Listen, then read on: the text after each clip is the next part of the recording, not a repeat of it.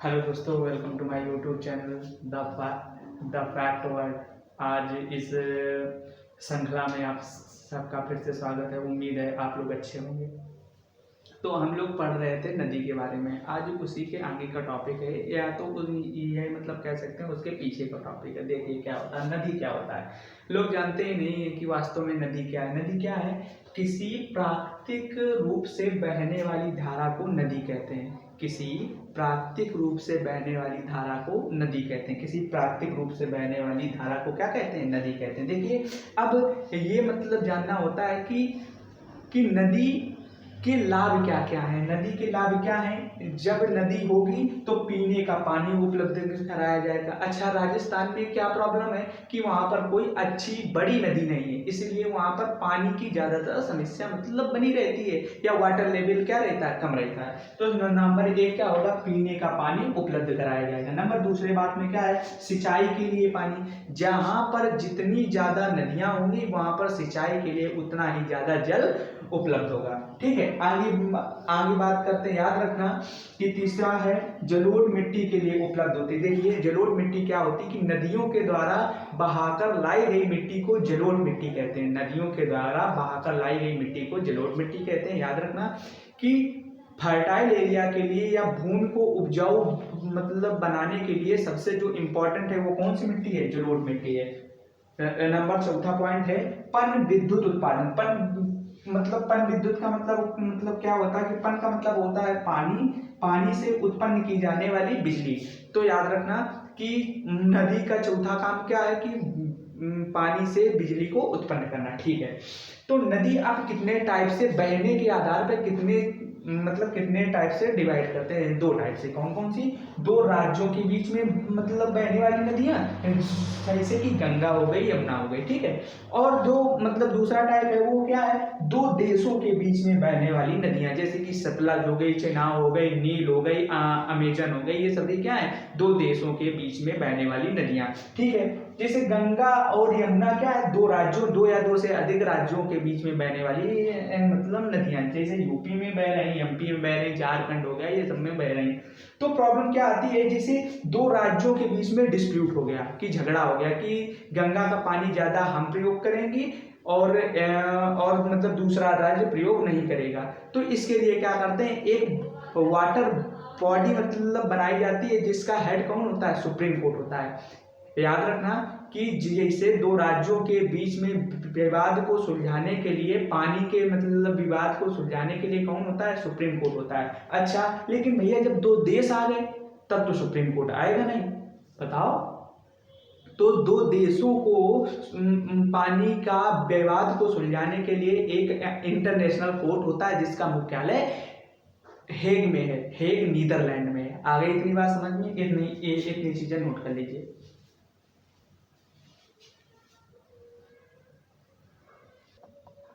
चलिए दोस्तों, उसे के आगे देखते हैं कि भारत में आखिर कितने टाइप की नदियां हैं। भारत में आखिर कितने टाइप की नदियां हैं? तो भारत में दो प्रकार की नदियां हैं। नंबर एक ऐसी नदियां हैं जो हिमालय के क्षेत्र से निकलती मतलब कहाँ से निकलती हैं? हिमालय के क्षेत्र से निकलती हैं, जैसे कि गंगा हो गई, सिंधु हो गई, और आपकी हो गई ब्रह्मपुत्र। सॉरी, यहाँ पर गलत लिख दिया था।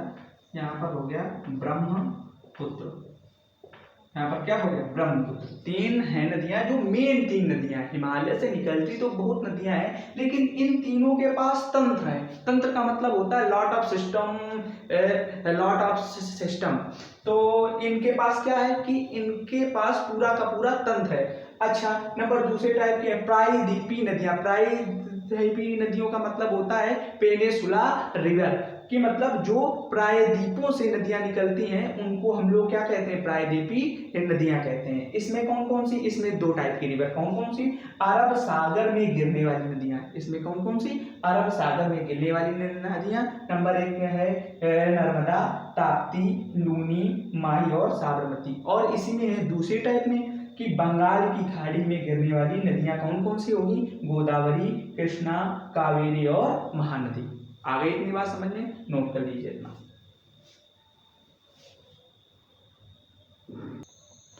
चलो दोस्तों, उसी के आगे देखते हैं। कल हम लोगों की गंगा पे थोड़ी सी बात हो गई थी, उसका स्ट्रक्चर हमने पहले मतलब बता दिया था, और ये चीज़ें मतलब बताने में थोड़े से लेट हो गए थे।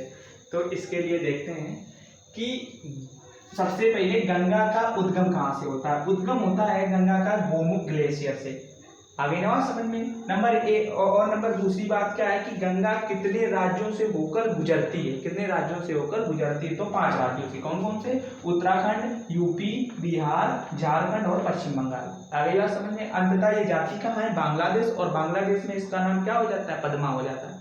आगे ना बात समझ में। अच्छा, इसके बाद इसकी लंबाई कितनी है? 2525, ठीक है ना, किलोमीटर। और नंबर दूसरी बात क्या है कि ये भारत के कितने क्षेत्रफल को पानी प्रदान करती है? तो 26% क्षेत्रफल को। कितने मतलब क्षेत्रफल को? 26% क्षेत्रफल को भारत के ये क्या प्रदान करती है?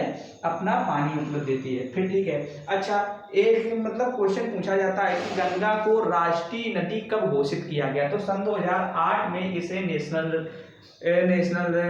रिवर को मतलब बनाया गया। ठीक है। अब इसमें क्या है कि मतलब गंगा में पाया कि क्या जाता है, तो गंगा में एक सूसू नाम की डॉल्फिन है, वो पाई जाती है। ठीक है। अच्छा, अगली बात करते हैं कि गंगा का पानी जैसे क्या है कि काफी दिन तक रखे रहने पर, 1 साल 2 साल रखे रहने पर इसमें मतलब महकता नहीं। तो ऐसा क्यों? तो इसमें क्या है, बैक्टीरियोफेज नाम का एक वायरस मतलब पाया जाता है, जो कि इसके पानी को ऑटोमेटिक साफ रखता है। आगे इतनी बात समझ में नोट कर लीजिए।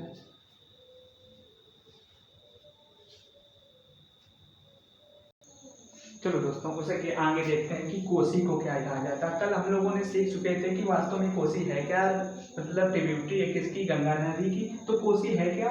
कोसी है बिहार का शोक कहते हैं। क्या कहते हैं? बिहार का शोक। इसका मेन कारण क्या? शोक क्या मतलब कारण क्या है कि ये अपने रास्ता को चेंज कर लेती है। आज जैसे यहाँ से मतलब बह रही है, तो कल वहां से मतलब बहने लगी। और दामोदर को इसीलिए मतलब बंगाल का क्या कहा जाता है? शोक कहा जाता है, क्योंकि ये बाढ़ के कारण कोलकाता में और मतलब पश्चिम बंगाल में भारी सी तबाही मतलब आ जाती है। इतनी बात नोट कर लीजिए। हेलो।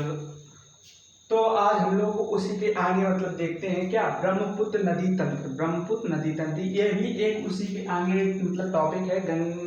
हिमालय से निकलने वाली दूसरी सबसे लंबी नदी का नाम क्या है? ब्रह्मपुत्र। इसकी जो लंबाई है वो कितनी है? 2900 किलोमीटर। ठीक है। इसका उद्गम कहाँ से होता है? इसका उद्गम होता है मानसरोवर के पास एक ग्लेशियर है, चेमायुंगडुंग ग्लेशियर। चेमायुंगडुंग ग्लेशियर से इसका क्या होता है? उद्गम होता है। आगे बात समझ में इतनी? ठीक है। अच्छा, ये पूरी अपने ओरिजिन से लगा के पूरी जो टोटल डिस्टेंस है ये कितनी इसकी है? 2900 किलोमीटर। ठीक है। ये 3 स्थानों में मतलब 3 देशों से होकर जाती है। नंबर 1 है चाइना, और नंबर दूसरा है भारत, और नंबर तीसरा है बांग्लादेश। अच्छा, चाइना में इसका नाम क्या है? सांपो। मतलब तिब्बत में इसका नाम क्या है? सांपो। भारत में इसका नाम क्या है? 2 नाम है। भारत में इसके कितने नाम है? 2 नाम है। और मतलब बांग्लादेश में इसका नाम क्या है? जमुना नाम है। ठीक है। आगे बात समझ में? ठीक है। अब मतलब बात करते हैं कि भारत में जो इसकी लंबाई है वो 917 किलोमीटर है। 917 किलोमीटर टोटल लंबाई 2900 किलोमीटर, लेकिन भारत में इसकी लंबाई 917 किलोमीटर। अच्छा, ये इंटर कहाँ से करती है? ये अरुणाचल मतलब प्रदेश से इंटर करती है। कहाँ से? कौन से दर्रे से?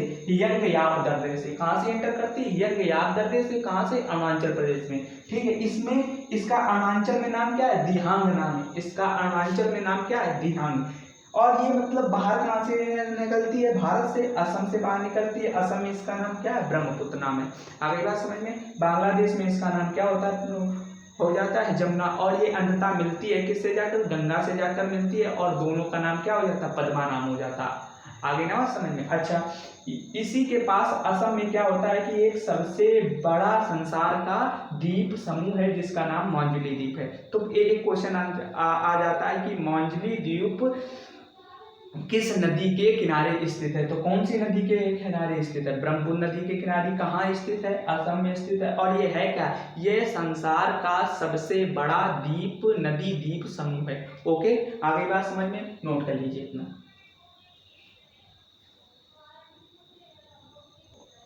इसके तो दोस्तों आज के लिए इस मतलब वीडियो में इतना ही, और आगे के मतलब वीडियो में इसी के आगे हम लोग सीखेंगे। Please like and support my channel. Thank you very much. जय हिंद फ्रेंड्स।